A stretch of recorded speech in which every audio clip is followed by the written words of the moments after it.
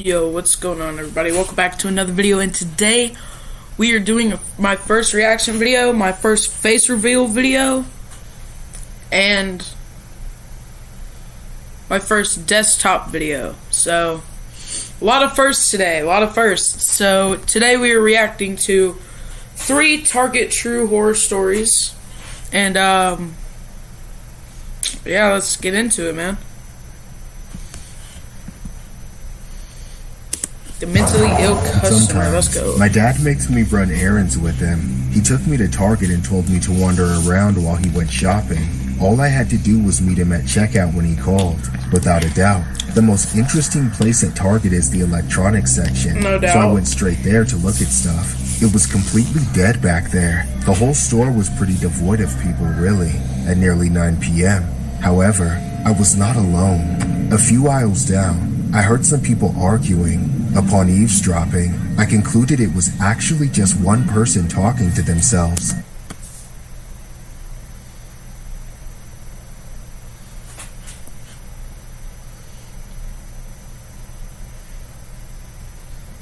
This can't be real, bro. I knew it wasn't the smartest idea to get too curious, but boredom got the best of me, so I started sneaking closer. It didn't take long to find him. Sure enough, he was alone. Oh, hell no! Lost in his own world. A tormented, drug-addled world. It's not like I'd never seen a crackhead before, but I'd never seen one in Target. He was entirely fixated on a display of athletic accessories in the middle of the aisle, talking to it, threatening it. I should have been more careful to not be seen, but I was a bit awestruck and fairly confident he had almost no peripheral vision to speak of. I watched him for almost a minute, his jaw clenched and his fist curled in anger as he stared down that 10-pound kettlebell like it owed him money. It was as entertaining as it was frightening, and honestly, sad. I didn't know what he was going to do next, but then he moved with lightning speed. In one motion, he swung his arms and knocked everything off the shelf in front of him. He started screaming, kicking the shelves in, punching everything in sight. At the last second, I ducked out of sight. For a moment, I thought he saw me, but I just kept walking away, hoping I wouldn't hear him running up from behind. Thankfully, I seemed to be in the clear. I made it back to the electronics section, then kept going into the clothing department, and that's when my dad happened to call and tell me it was time to go. Still a bit rattled from what I saw, I met my dad in line. We were stuck waiting behind 5 or 6 people. Directly in front of us, there was a middle-aged woman by herself with the cart about half full. And then somebody slammed her head against the counter.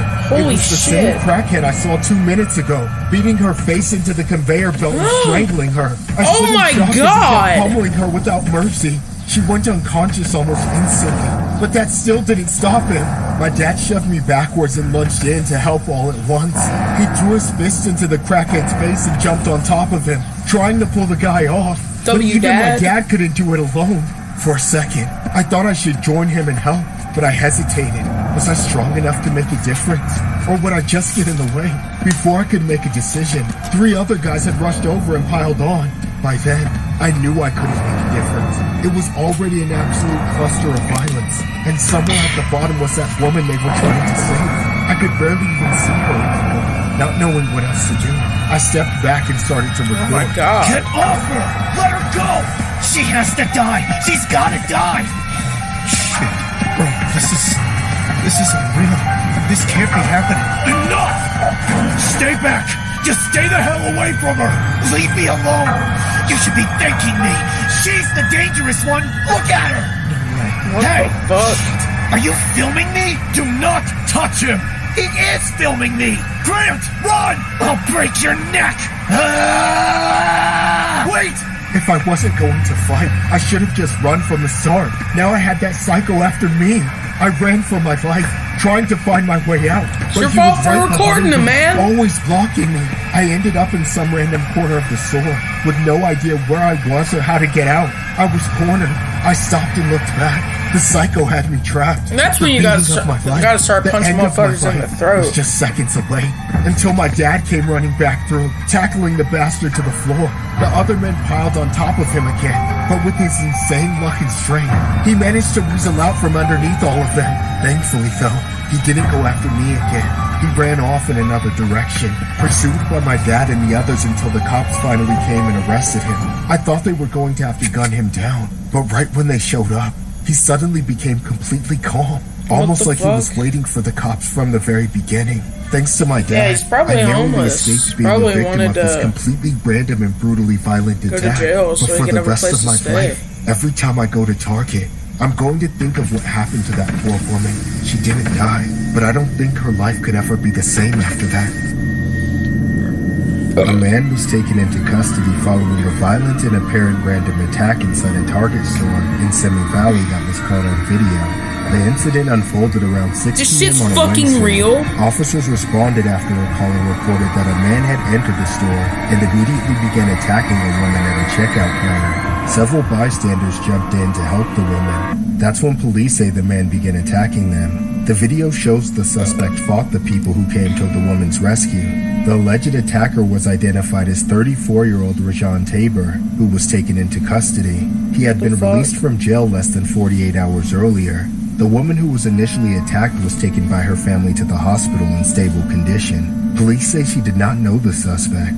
Tabor is now facing multiple charges. A teenager who started filming the attack says his father was one of the heroes who intervened. Wow. That's crazy. Shout out to Horror Shorts Party, y'all. Holy.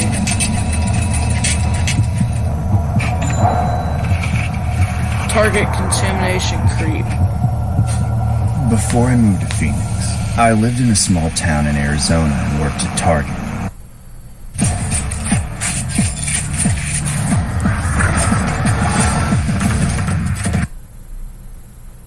I found the closing shift to be calmer in general. But of course, even in a small town, some strange people crawl out of the woodwork after dark. There's one night that still gives me nightmares. It was a tedious shift. I just wanted to go home, and in a little over an hour, I would finally get to do just that. When I first saw it, I was pre-closing, running the vacuum near the front of the store, close enough to see the outdoors. A tall, pale man in his balding I like this 50s. animation. He stared Oh, right at fuck me. no. That's when I realized he was walking straight toward me. Oh, I felt fuck an no. electric shock of fear as I What realized the just how fuck? damn tall this guy was. What He the had to be fuck? almost 7 feet. Where And this there I motherfucker was, hair at? What barely the average fuck? height, frozen in place like a deer in headlights. He ripped the vacuum out of my hands as if I were a baby, saying something I didn't quite comprehend at first, but would make a lot more sense by the end of the night. Turn that death trap off. I won't let you mind control me. I'm sorry? Then he just walked off like it was nothing. My best guess was he thought it was disrespectful to run the vacuum near customers. Everyone around just kind of shrugged, so I tried not to take it too personally. For the next few minutes, I walked around and pretended to look busy. I kept running into that same guy, too. Each time I rounded a corner and saw him, I did a complete 180 and left him alone. I didn't ask him if he needed any help. I didn't question why he was touching everything and not picking any of it up. However, about the 5th time I ran into him, I could no longer ignore him. His actions were in plain sight. If I let it slide this time, I might get more than just fired.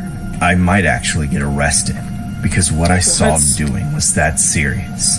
He was pulling food out of the freezer, opening the packages, and pouring in some kind of mystery liquid. I didn't know damn. exactly what it was, but the container was covered in warning labels. For all I knew, it could be cyanide. I finally couldn't take it anymore. I was sick of everyone and their stupid problems. And I was not gonna let this crazy lard ass kill people in my store. Piss your pants. Sir, what the hell are you doing? I'm neutralizing the invisible chemicals. What does it look like? You think you're helping? You're gonna make people sick. Stop! Don't come near me, kid. I know my rights. You're crazy. You're poisoning people. What even is that? Relax. It's harmless. Bullshit. Unless what? Unless you're reptilian. Oh my god, you're one of those crazy people. Wait a minute, don't I recognize you? Yeah, you're the boy with the mind control device. Dumbass, it's called a vacuum cleaner. Yes, that's the code name for it. That's what they want you to think it is. I don't care, dude. Just put down the bottle of whatever that is and leave, or I'm gonna call the cops. Actually, come here for a second. I want to test something. Wait, what are you doing? Don't come near me with that. Hey, stop! Stop! With surprising speed, that weirdo lunged and grabbed me. That was pretty He fucking against the slow. freezer, then forced open my jaw. Oh, I fought God. against him, trying to claw out his eyes and kick him in the nuts, but he was built like a brick wall. Then, he shoved the bottle into my mouth and turned it upside down. The fluid came rushing down and flooded my throat. It felt just like water for about 2 seconds. Then all at once, it started to react, dissolving my flesh into a suffocating foam. I choked and gagged as my body convulsed and the putrid acid flew everywhere. Finally, as the bottle ran empty, people came to help. They ripped the guy off and dragged him away as he screamed about me being some kind of lizard person. I thought at any moment I would die from the poison, that my face was melting off as I collapsed, gasping for air. The people who came to help doused me with gallons of water from the nearby shelf, then got taken to the hospital right after the cops arrested the man who attacked me. Thankfully, at the hospital, I was able to recover without lasting damage. Turns out the liquid was hydrogen peroxide, which definitely isn't harmless in this context, but a million times better than almost anything else it could have been. Unfortunately, since that freak genuinely believed his insane schizo bullshit, they released him on probation. As soon as I heard about that, I feared for my life, expecting him to become neutralized reptilian me, so I moved out of the city. That's how I came to live in Phoenix. I don't often tell people the true reason I live here, though, as it's the most traumatic experience of my life. David Lohr was arrested and later sentenced to 7 years of supervised probation for We're only watching 2 of contaminating these. food We're only watching 2 of these today, guys. at multiple Target stores. Lohr was caught pouring hydrogen peroxide and bleach directly onto open food items and inside the freezer sections of Target locations. Police apprehended him at a Target store in Ahwatukee, Arizona. Investigators determined he had tampered with products across at least 6 different Target locations in the area. Upon his arrest, Lohr claimed to investigators that he poured the liquids because he believed store security was using invisible chemicals, and he wanted to make them go away. Lohr had a lengthy criminal history across multiple states, including a previous conviction in California for similar retail food tampering offenses.